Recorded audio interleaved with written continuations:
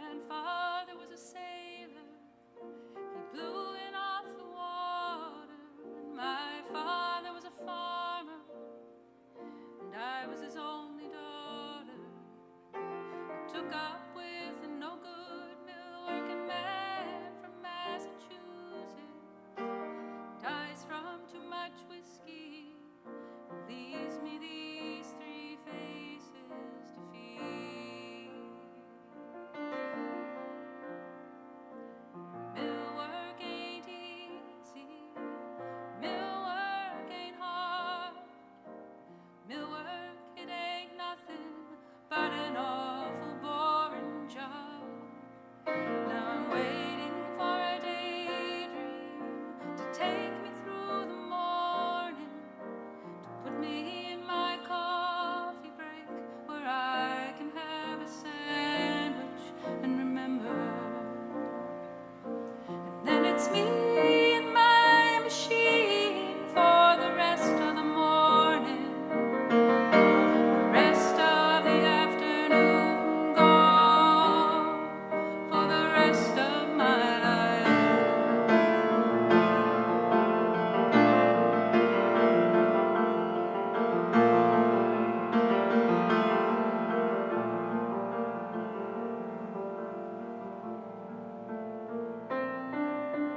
My mind begins to wander to the days back on the farm. I can see my father smiling at me, swinging on his arm, and I can hear my granddad's stories of the storms out on Lake Erie, where vessels and cargoes and fortunes and sailors' lives were lost. But it's my life has been wasted. It's I have been the fool to let this manufacturer use my body for a tool. And I can ride home in the evening, staring at my hands, swearing by my sorrow that a young girl ought to stand a better chance. So may I work your mill just as long as I am able, and never meet the man whose name is on the label, and be me and my machine for the rest of the morning, for the rest of the afternoon, gone for the rest of my life.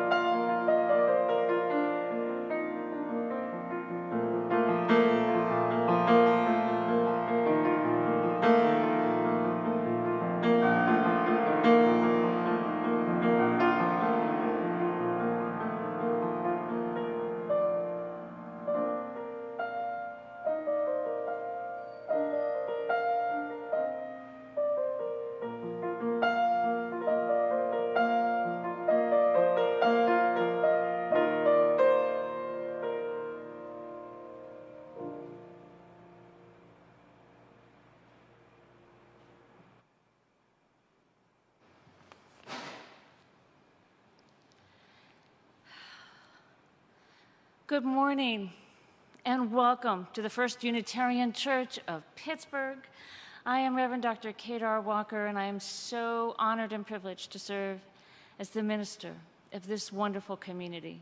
It is Sunday, March 6th of 2022, and we are so glad that you are here with us this morning, or perhaps this evening or next month. Whenever you choose to be with us, you are welcome here. Wherever you are from, whomever you love, you are welcome here.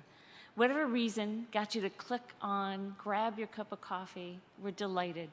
And we're delighted to welcome some people in person as well. But whether you are a longtime member or this is your very first time, we're so glad that you chose to be with us.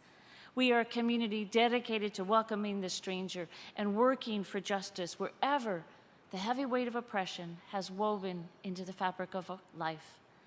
I am live in the sanctuary, and I have with me today a fabulous collection of talented volunteers and staff. We have liturgist Alice Carnes, music you've already met and appreciated, Ellen Goshen, director of instrumental music. Technical wizards today are Emily Sweeney and Andrew Papelli. And our hymn leaders, we have a quadrific group of people, Al and Rob Schwartz, Sue Erkvitz, and Kurt Summersgill. I hope you enjoy them as much as I do. We have a slight change in the order of service this morning. We are going to go directly in from our welcome to our chalice lighting. And I want to mark, as we start to think about our chalice lighting this morning, that the theme of the month for March is abundance and inequality. Abundance and inequality. Put that in your hearts. And if this is your very first time with us, we hope you want to get to know us. We hope you want to be in connection with us. Please go to our website, just Google First Unitarian Church of Pittsburgh, and down at the bottom, you can sign up for our newsletter.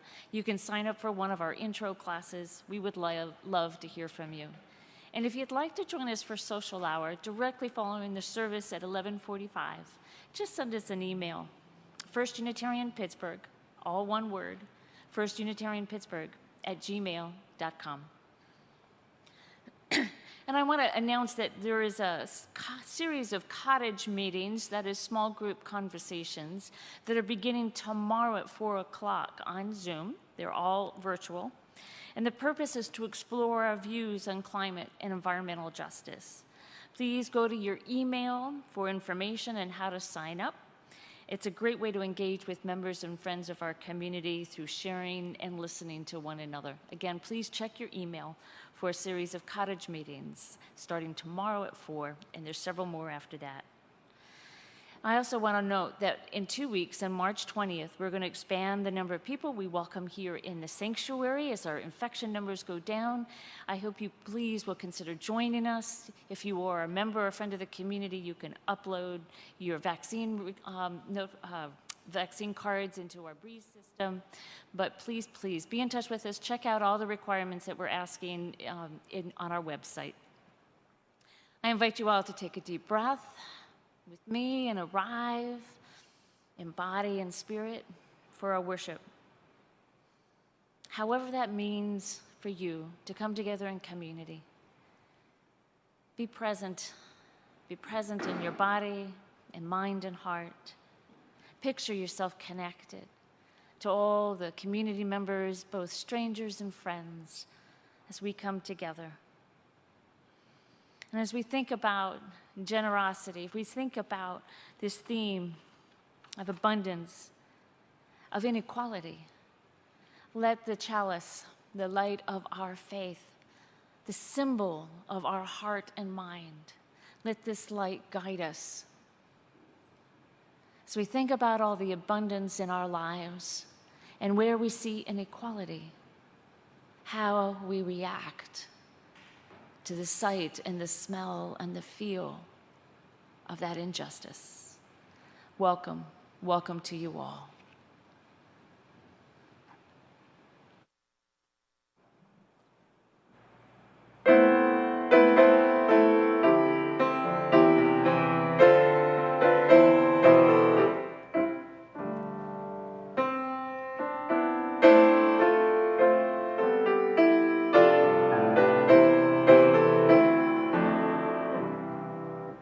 Praise the source of faith and learning.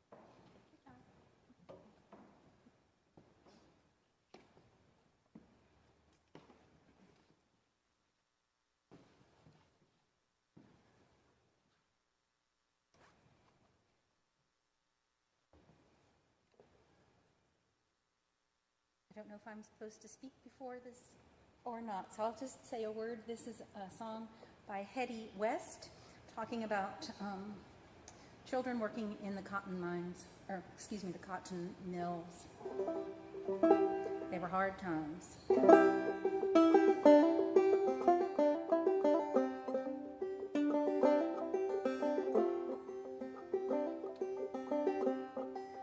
Worked in the cotton mills all of my life, ain't got nothing but a barlow knife. Hard times, cotton mill girls, hard times everywhere.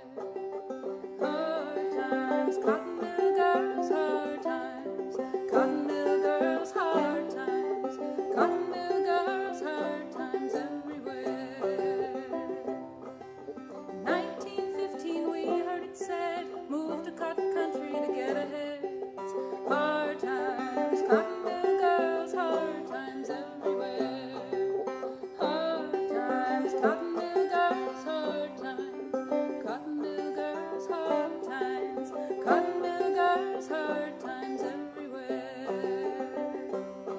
Us kids worked 14 hours a day for 14 cents a measly pay. It's hard times, cotton mill girls, hard times everywhere. Hard times, cotton mill girls, hard times. Cotton mill girls, hard times. Cotton mill girls, hard times everywhere.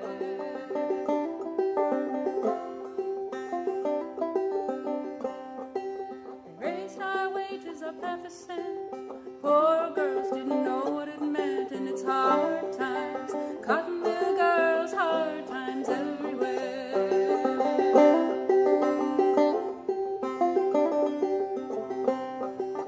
Raised our wages half a cent more, but goods went up a nickel at the company store. It's hard times, cotton mill girls, hard times everywhere. Hard times, cotton mill girls, hard times. Cotton mill girls, hard times. Cotton mill girls, hard times everywhere.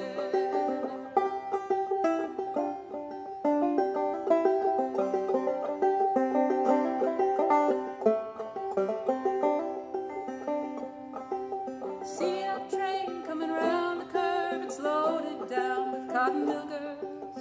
Hard times, cotton mill girls, hard times everywhere. Hard times, cotton mill girls, hard times. Cotton mill girls, hard times. Cotton mill girls, hard times everywhere. Hard times. Hard times, hard times everywhere.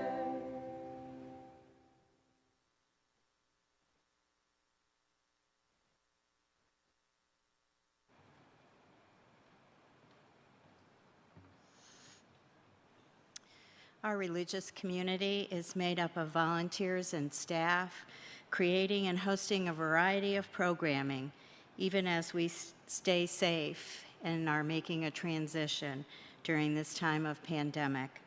We rely on your financial support. Please take the time to reflect on your ability to financially support this community.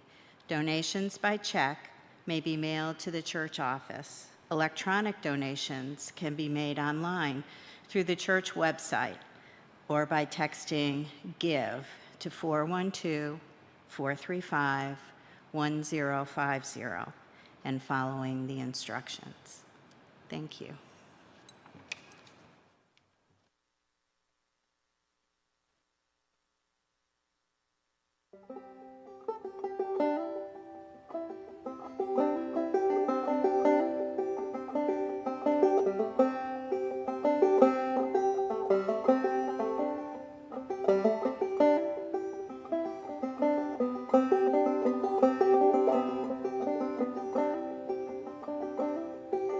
Work through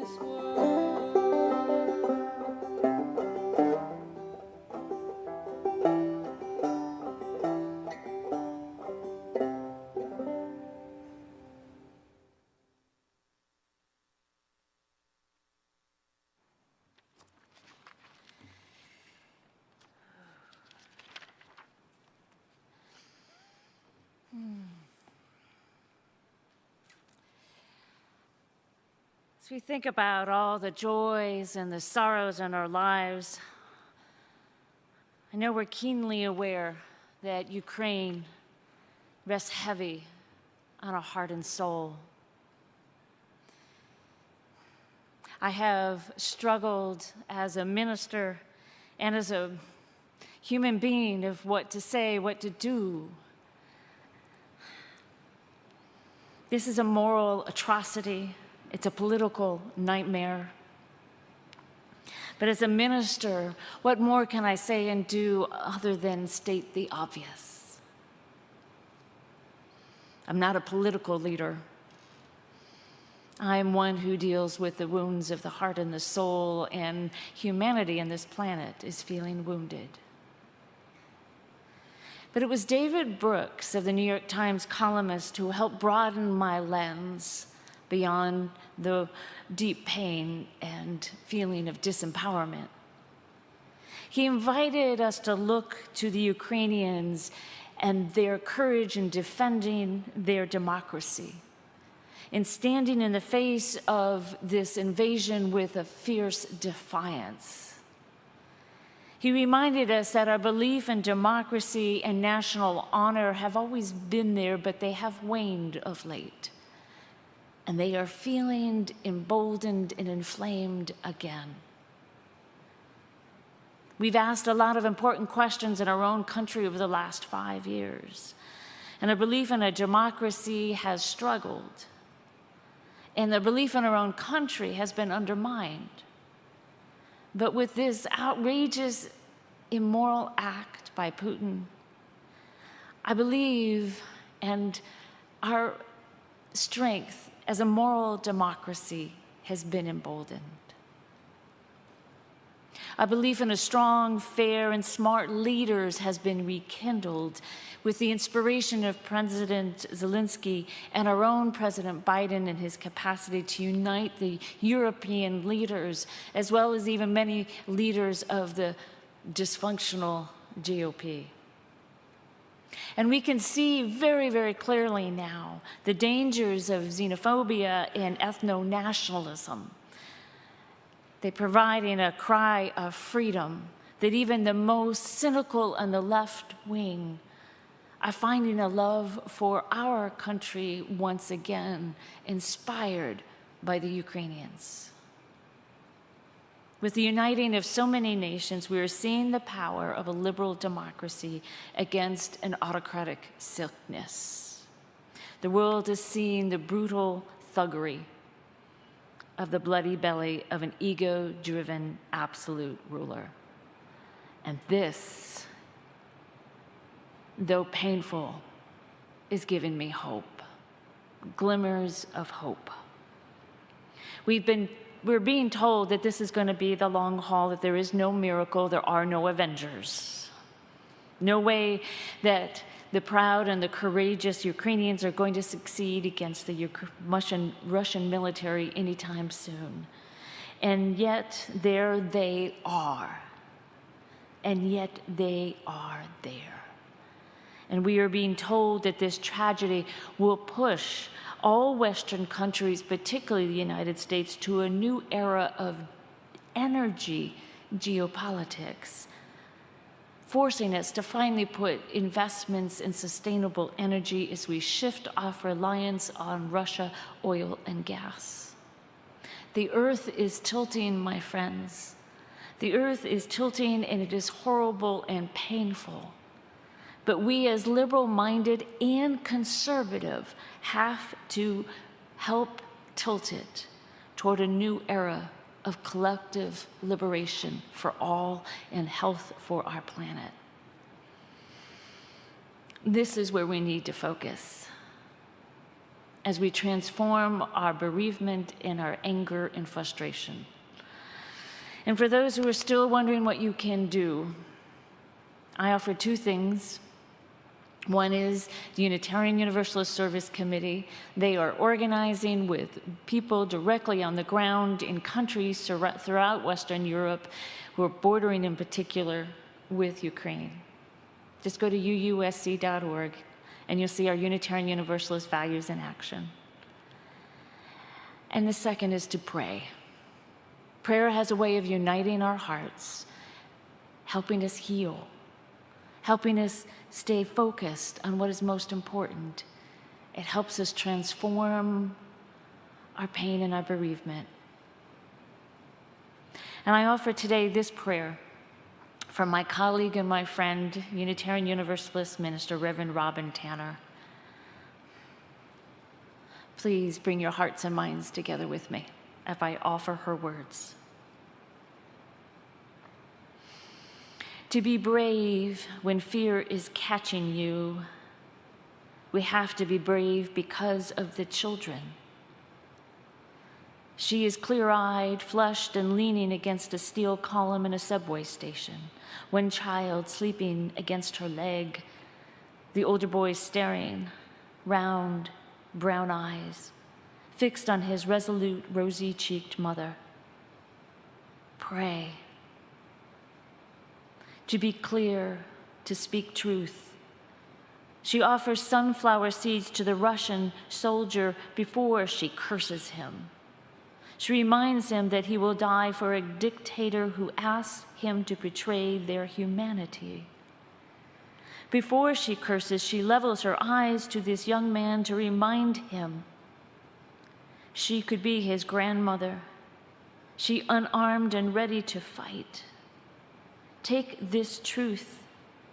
If you will die here, remember the flowers will grow again. Pray.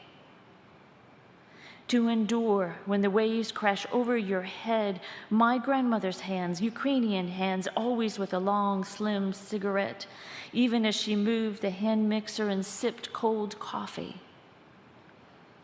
My not understanding the meaning of chocolate cake with raspberry sauce until this moment, staring generations forward at the rosy-cheeked mother, the weary lines that hid a world war, and the endurance to the ocean of grief to mix, bake, find life in depression.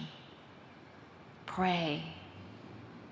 To resist, even if your name will never matter. Ordinary people under a fascist, ordinary people who in a moment grabbed a coat, made a sign, stood in the public places knowing they will disappear, die without fame or name, and who resist because someday they will say, not all the people were silent.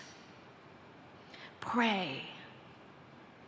To love enough to cry and kiss the head of your child, filling their pockets with sunflower seeds as they board the last bus out of town.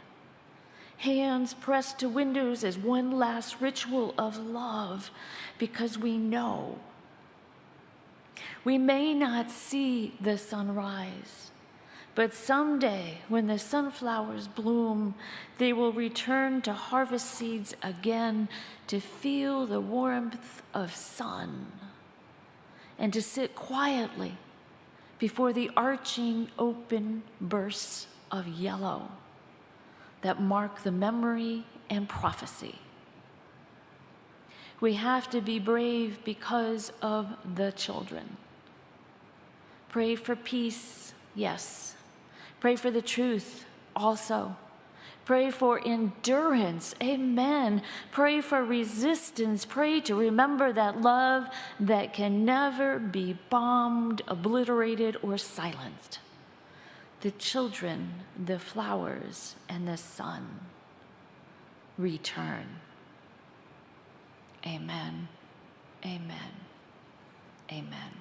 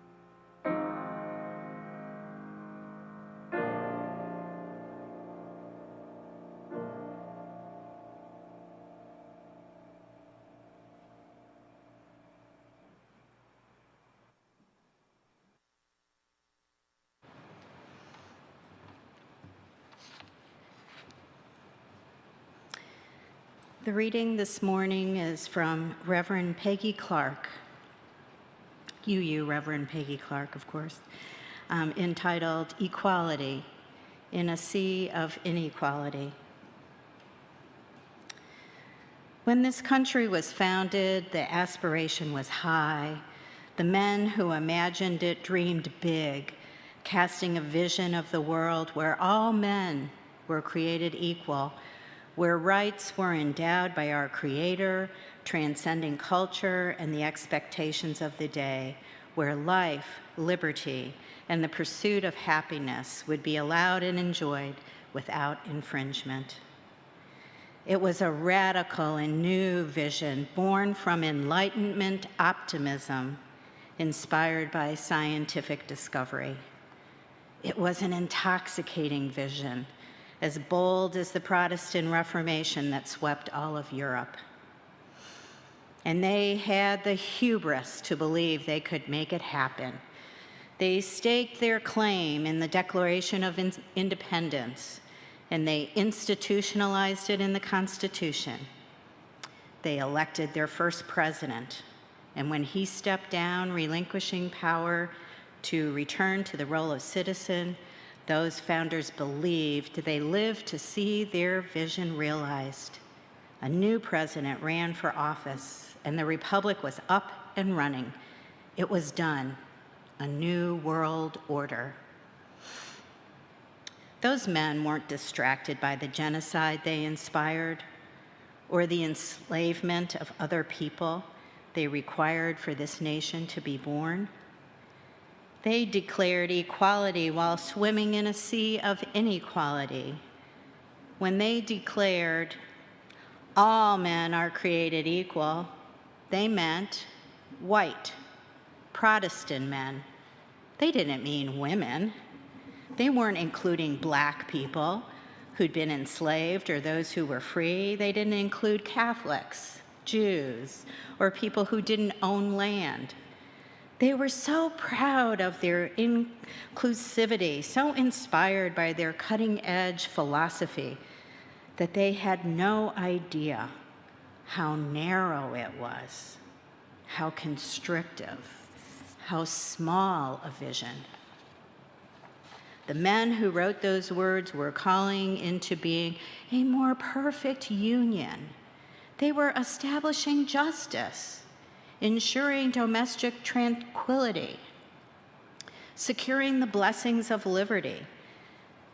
And they believed that they, the men of their generation, would will this new nation into being. They would establish the structures required for such a grand vision. They would test it, and then it would be done. They didn't realize it would require many, many more people and many different voices. They didn't know how many generations would have to be a part of the creation of that dream, how long it would take before the nation they imagined would be made manifest. The soul of America has yet to be born.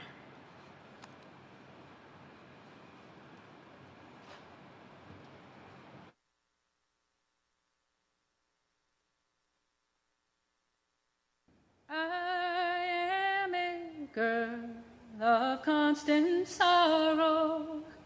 I've seen trouble all my days. I bid farewell to old Kentucky, the state where I was born and raised. My mother, I hated to leave her, mother dear, who now is dead. But I had to go and leave her so my children could have bread. Oh, my friends, perhaps you're wondering what the miners eat and where. Well, now I will try to answer, and you'll hear if it is fair. For breakfast we had bulldog gravy, for supper we had beans and bread. The miners don't have any dinner, and a tick of straw they call a bed. Well, now it's I miss my little baby. He would laugh and he would play. Oh, a cold and a starving winter took my dear little boy away. Well, we call this hell on earth, friends. I must tell you all goodbye. Oh, I know you all are hungry. Oh, my darling friends, don't cry.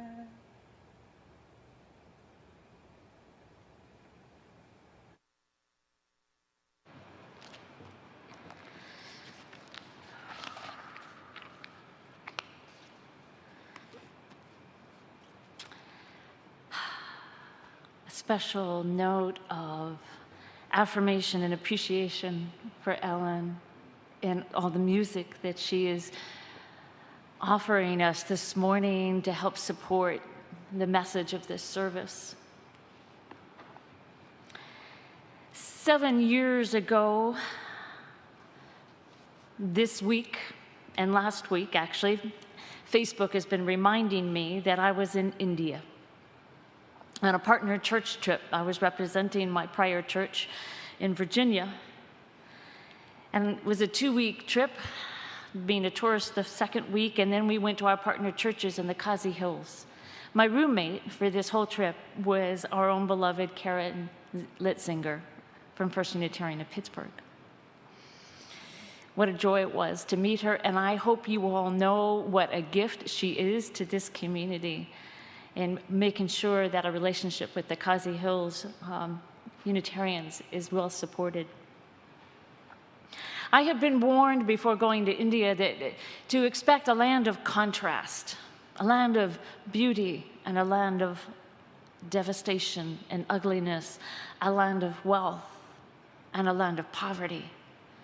And you can tell somebody to expect this and warning them, but it's another thing to experience it, to smell the poverty, to see it and taste it and feel it in the air, to walk over the poverty, literally the people living on the streets,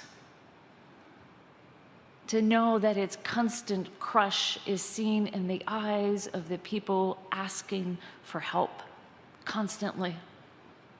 And then we would pass past a wall, we would walk past a wall or a gate, and suddenly we were in a space of extraordinary beauty, gardens, historic forts, and palaces, where it was peaceful and quiet and gorgeous, history deep in the pores of the land. And suddenly the poverty, the poor, the struggling were distant. Women would walk by in their beautiful saris like walking works of art. But you didn't think about these are the same women who may be wondering where their next meal is coming from.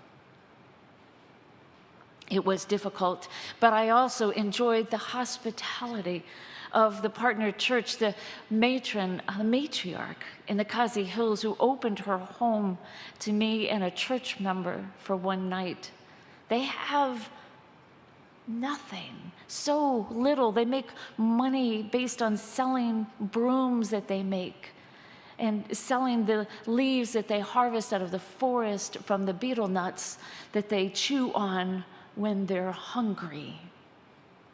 It is a drug and it is carcinogenic. The whole village and most of the people in the Kazi Hills are addicted. But their hospitality broke my heart 1,000 times as they gave us their food and their beds, and they slept on the floor. It was extraordinary and transformed my heart in ways that I still to this day find difficult to express. As our trip drew to a close, we returned back to Delhi and our hotel and our comfort, and we returned to the land of internet. And I was anxious to upgrade my flight from Delhi to Amsterdam so I could get some leg room. Flights from Delhi to Europe leave in the middle of the night, so my flight was at 3 a.m. I knew I would be exhausted and tired, and I just wanted that extra 3 inches of leg room, so I was eager to get onto the internet and confirm my reservation. I was caught when the Lufthansa offered business class for a ridiculously cheap rate. Upgrade to business class, I thought. I've never flown business class or first class, but it was so ridiculously cheap. It was one of the last-minute deals. They probably just wanted to make a couple $100 more, so I hit click, gave him my credit card. It was another moment of transformation when I arrived at the airport, and from the first moment I stepped into that airport, I was treated differently. And every moment, going through customs, going through the waiting period, I sat in a different reception area where I had free food, and then I was ushered quickly onto the plane. I never even had to mingle with economy in coach. Ushered directly to the nose of the plane where I was given my own cubicle with a bed and movies and gourmet food and gifts, and I lapped it up. And my heart broke with my discomfort. There is a moment, I think, for most humans, not all, most humans, when we have a cognitive dissonance as the moral injusticeness of inequity, extreme inequity, hits us. I was separated from the coach and the economy class. There was a wall. We never had to face one another. I enjoyed the luxuries at the same time that I had my guilt, knowing the struggles, having just witnessed and smelled and felt it in my pores. It was a way that I had never really quite experienced before. Did I have judgment of India? No more than I did when I lived in the United Kingdom and England and witnessed extreme classism there, or the poverty I experienced when I lived in Costa Rica, or when I live here in the US. As a child, I grew up in Rhode Island, where we went to visit on school trips the Vanderbilt mansions in Newport, the Breakers, extraordinary wealth. It is easy to compare against others, but harder to look in the mirror, isn't it? At our own inequities in our own country. And as I've been thinking about inequity and abundance and poverty, my thoughts are still in formation, still evolving, as I think all of us should be. It is part of our human endeavor to constantly fight for equity. Peggy Clark's reading talks about a country that we built that was based on the radical dreams of equality, of rights granted by the Creator, they believed. Rights granted by the Creator, but she points out the hypocrisy, that the nation was built upon the ground soaked in the blood of oppression and inequality. And yet we are still here on the ancestral land in Pittsburgh of the Hopewell, and the Monongahela and other tribes with the past of the steel wealth on Fifth Avenue. We could stand there in the front of those mansions in Fifth Avenue in Pittsburgh that used to be one of the wealthiest cities in our country. Or we could sit in a business class seat, and there's that cognitive discomfort. It's not right. What is embedded in our Constitution and our Declaration of Independence is not happening. It is not right, we know. That discomfort is driven by our capacity for compassion and the suffering of others. May we always have this capacity for compassion. We hear it in the songs that Ellen shared, the stories of the oppressed that come out in the Cotton Mill Girls and the Girl of Constant Sorrow. They exist because the human heart is compelled to express its pain. And we are asked to bear witness, to take action, to remedy, to heal, and prevent injustice. I, raised as Unitarian Universalist, was raised with that second Unitarian Universalist principle on justice, equity, and compassion in human relations. It is embedded in who we are. How we live this principle with enormous and paralyzing issues of poverty and wealth and inequality. We turn to the stories, our religious stories. Jesus feeding the masses, you know this one. Jesus and his followers, they're exhausted. They're on the road. They're exhausted. And they go to retreat to take some time off, and the people follow them. They follow them, and he teaches. He's exhausted, but Jesus teaches. And then he realizes they're hungry, and he asks his fellow, please, what kind of food do we have? And they said, oh, we have 2 fishes and 5 loaves. And they look before them, and there's thousands. 2 fishes and 5 loaves, and there's thousands of hungry before them. And Jesus, according to the scriptures, says he looked with compassion. With compassion. And he saw that all were worthy and needed to eat. Universally loved, accepted. All are equal and need to eat. They are worthy. The fundamental problem, my friends, the fundamental problem here is that equality is not real. It is a myth. We don't treat everyone as worthy. We are not born equal. In body, intelligence, creativity, capacity, our homes, our income, parenting, education. We are unique in unequal ways, with unique dreams and unequal capacities to achieve those dreams. And our worthiness, my beloved, we are driven by a human compulsion to judge, to look down, too often with pity and condemn and deem not worthy, as something to fear people who are less than. And we do this even as we look up the economic scale and we feel ourselves less worthy by comparison. And my friends, we can't help it. This comparison, this hierarchy, is part of the human mind. We're hardwired for it.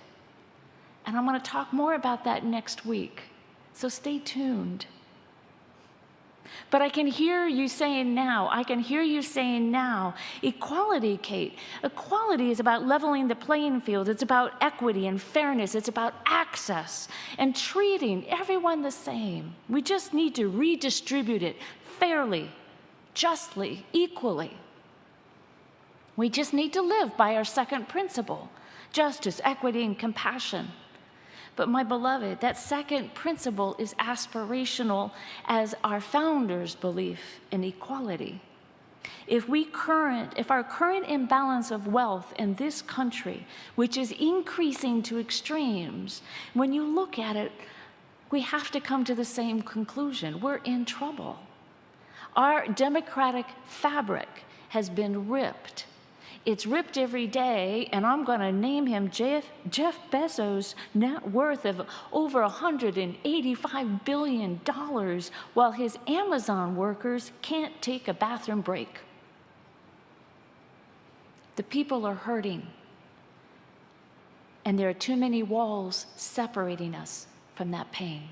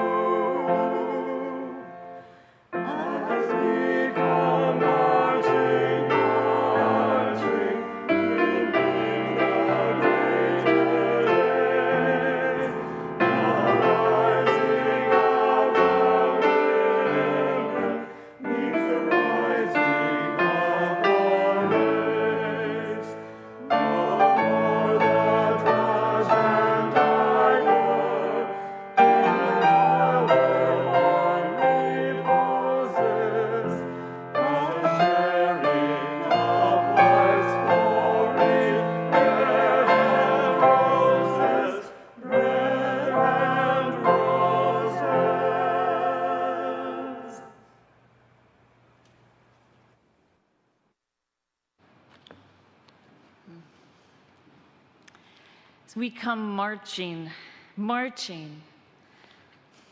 breaking down those barriers. Suffering transforms the cotton girl's lament, and it turns it into action, into demands, into a fight for righteousness.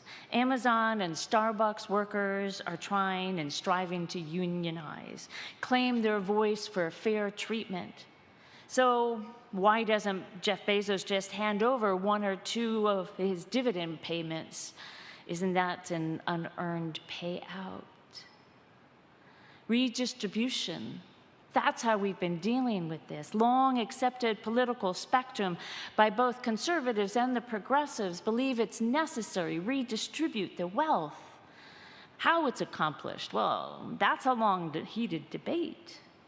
One method of redistribution is, of course, individual autonomy. We choose to give gifts, to make donations. Bezos last year pledged 6% of his billions. He only delivered 1% as of August of 2021. Jeff Bezos doesn't get any happy sticker faces. There's an inherent problem, though, with this short-term solution of just giving money based on personal autonomy. We don't want a privileged type charity gift of paternalistic superiority. We want empowerment. We need systemic changes, so we turn to education. Jesus offered another teaching, didn't he? In contrast to just feeding the poor, people who need their fish, teach them to fish. Then they have their own sense of what they can do. But there's another inherent problem with this. You teach the person to fish, but that's only one piece of a very complicated puzzle. You still have a hierarchy, and those who fish are still at the bottom of the hierarchy, still not perceived as actually equal or free either. Philosopher Elizabeth Anderson, she's a respected leader at University of Michigan faculty, and she was raised Unitarian Universalist. She says it's easy to complain about inequality, but it's much harder to agree on what equality should look like and how to create it. Should we all be born with equality, or is it at the end of life, and what happens in between? And when inequality arises, what knobs do we adjust? What do we turn to? How do we make it right?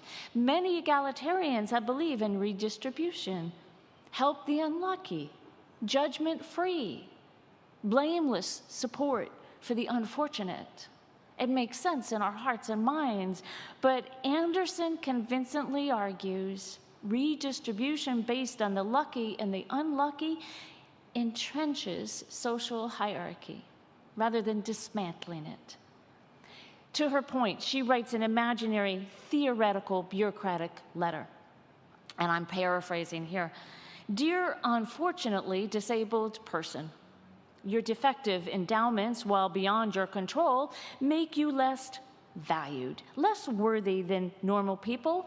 So here's a benefit to equal the playing field. Or this one, or dear unintelligent and untalented, unfortunately, we don't value what little you have to offer in the great system of production. Here's a check to equal the playing field. Now go learn to fish so you can feel more empowered.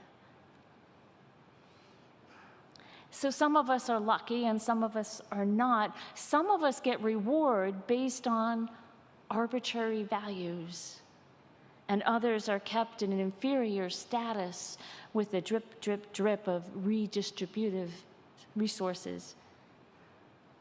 Whether it's from personal motivation or the government, it doesn't matter. Anderson's problem is that redistribution of the resources can't be done equally because of a fatalistic flaw in our assumptions.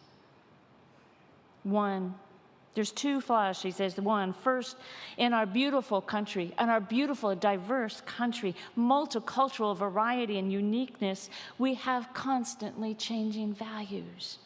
We create false, fluctuating hierarchies. Biggest example, A black person's body for almost 400 years in our country was property. Now it's a threat to white safety. Women were property. Now we can work and raise our children and even vote, but we're paid less than our male colleagues. And then Beanie Babies. I don't know why I got fixated on Beanie Babies. It just seems so absurd. These small, loosely stuffed with pellet little animal things. They were all the rage in the late 90s, and they're the first big internet sensation, and people began to invest in them. If you happen to have a princess Beanie Baby, as of yesterday, on Etsy, that's worth $35,000. Second problem, these very values are relational. They're not isolated objectives. Values are grounded on our soft, fuzzy relationships that defy dollar figures, not some market-driven thing. We may be able to place a price tag on our home, but it's priceless when it's filled with memories. Beanie Babies are cheaply made, easy to counterfeit, and just because somebody decided they were a collectible, they're now worth thousands of dollars. Values are highly irrational, and yet we base so much on this. So what does this mean? What's the alternative? And Anderson offers this. And although she's no longer a Unitarian Universalist, she lands on Unitarian Universalist values. We have to meet people as equals, regardless of where they are from or where they're headed. We have to face that we're responsible to and for each other. This is about applying a basic existence of contributing members. So if we're all assumed to be a contributing member from birth, what would that look like, she says? All of equal value. Well, to function as a human being, we need food, housing, medical care, and where that's broken, fix it. To participate in production, we need education, fair pay, entrepreneurial opportunity, and where broken, fix it. When we want to be good citizens, we want to have the freedom to speak and to vote. Where that's broken, fix it. We want to move throughout civil society as free people, go to the parks and restaurants, workplaces and shop, and where that is broken, fix it. Anderson poses that true equality, true egalitarianism relies on freedom to live within an interdependent web of existence. And that's my language, not hers, but it works. It's fine for some people to earn more than others. It's fine if somebody wants to collect a Beanie Baby and sell it. Social hierarchy happens. We judge and we compare all the time. But in the process, we devalue each other. And it's a recognition that we are responsible for this system, so we are responsible for dismantling it and fixing it. Because we're creating separations, walls between the poverty and the not poverty of the wealth. So if values are the problem, and values always exist, need to mess with the values. She says expand the field of values to include people. To include people. Radicalizing human labor. Anderson's views are not totally unique. Adam Smith, you may remember from your economic history classes, often considered the leader of free market ideology. And he offered, in his book, The Wealth of Nations, the solution to what he saw as structural inequality and compounding problems of social hierarchies. Smith was an egalitarian. But what is often, almost always left out of Smith's views is that he also said we have to care for the workers. We have to care for the workers. It's in the self-interest of a business owner to take care of the workers. They have inherent worth and value. Elizabeth Anderson is not a policymaker, she's a philosopher. I'm not a policymaker. I'm a minister with a sometime theologian. Neither of us have concrete policies to offer, but we both end up on the same page, that the policies that we are offering from our government have to be dealing with inequality, and they start from the foundation that all people are treated as equals, regardless of where they're from or where they're headed. We're responsible to and for each other. And this may seem obvious to us as Unitarian Universalists. It's our second principle, justice, equity, and compassion. And we know we can't do this without the first principle, inherent worth and dignity, or the seventh, the interdependent web of existence. But we know, alas, this is not how we live these principles right now. It's not how these policies are being created. How do we know this? For all of us, it is to listen to the cry and the lament of the oppressed.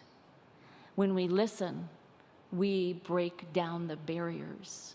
We move and shift our perspective.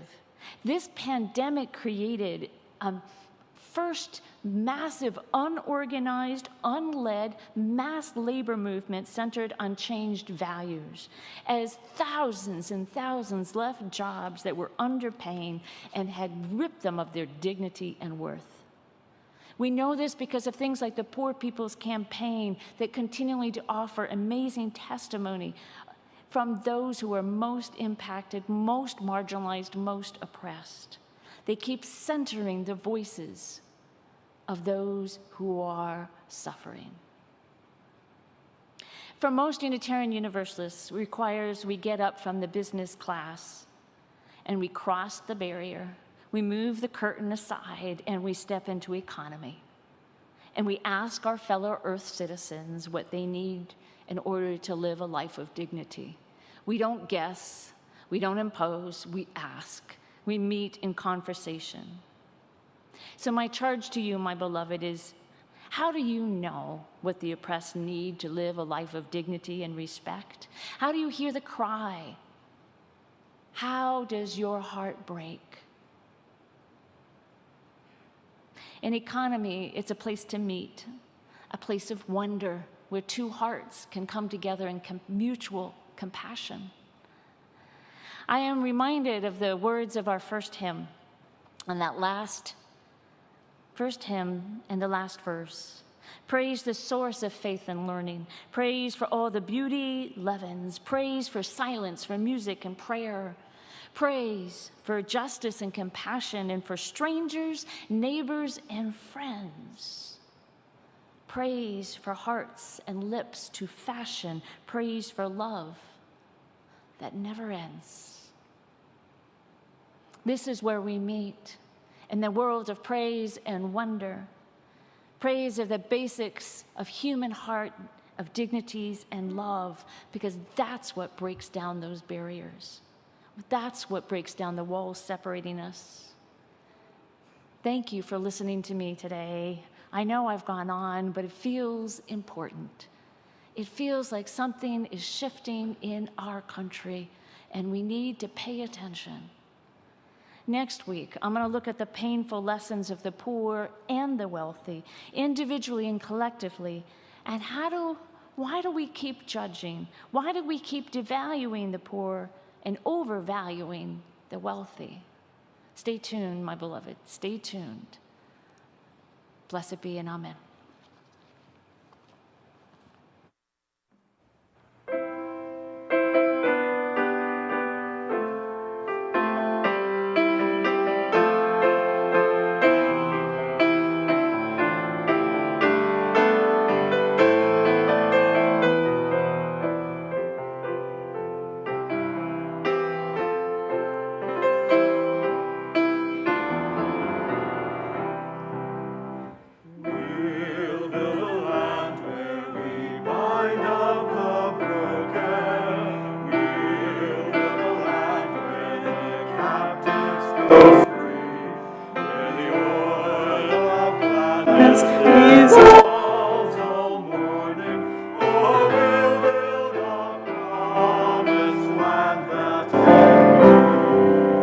Oh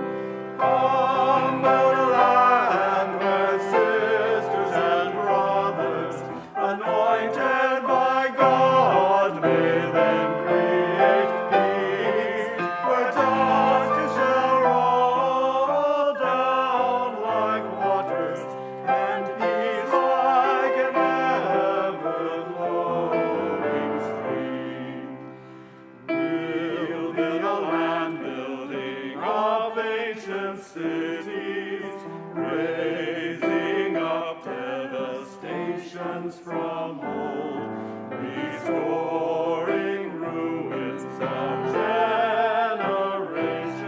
Oh, we'll build a land of people so bold. Come build a land where sisters and brothers, anointed by God, may then create peace, where justice shall roll down like waters, and peace like an ever-flowing stream.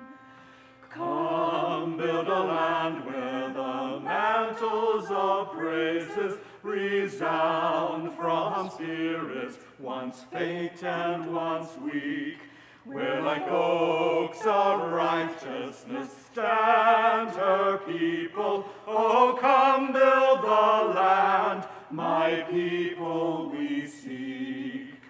Come build a land where sisters and brothers, anointed by God, may then create peace, where justice shall roll down like waters, and peace like an ever-flowing stream.